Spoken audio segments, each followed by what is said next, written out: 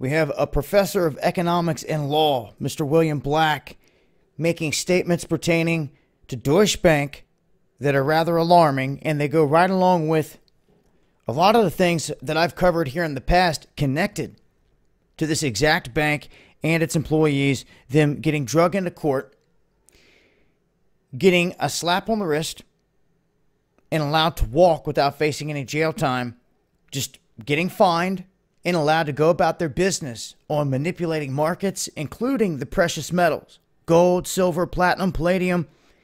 They've been caught doing all this. Well, apparently I'm not the only one that is noticing this, because this professor has noticed this, and he has gone as far as to say that DB Bank is posing as what is a national champion bank. And it is the largest bank by far in Germany. And he says it's actually the largest criminal enterprise in Germany. And he says that's quite a statement because VW is such a massive fraud. He goes on to say that it's insane that people allow DB Bank to go from fraud to fraud to fraud to fraud to fraud. He says they cheat on everything else that you can possibly imagine, and typically they are getting caught, which is not a very good sign in terms of their competence, even as thieves. And they say even in the United States, there's been reluctance to crack down on DB Bank.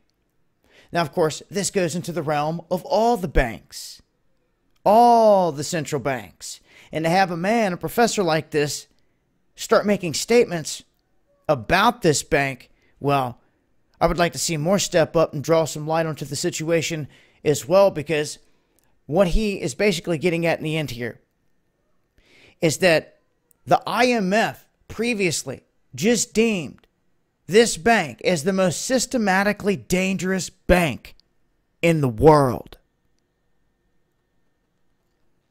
I don't know if people are paying attention or not, but the writing's on the wall. This group has already been drugged into court. There is no rounding them up, taking them into court and throwing them in jail. They've already been rounded up, drugged into court, and let free. And your mainstream media failed to tell you or make a big deal out of it. Therefore, you don't know anything about it, and no one's talking about it. But those that see the writing on the wall, they see that this group, ultimately, that's doing all these things, they could bring down the whole house of cards. And this could happen if, say, they wanted to implode the whole thing. And they would do so if the heat really started to catch up to them. Which, as they're stating here, a lot of the characters that have been caught in this, they're being looked at and evaluated by other people as well, and other groups. Problem is this ties right back into the whole banking cartel situation.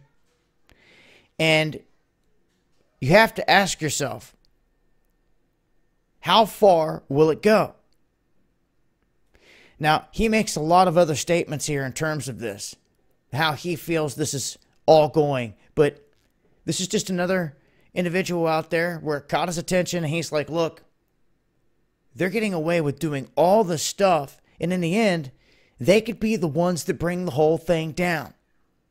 So you look at what's happening throughout Europe,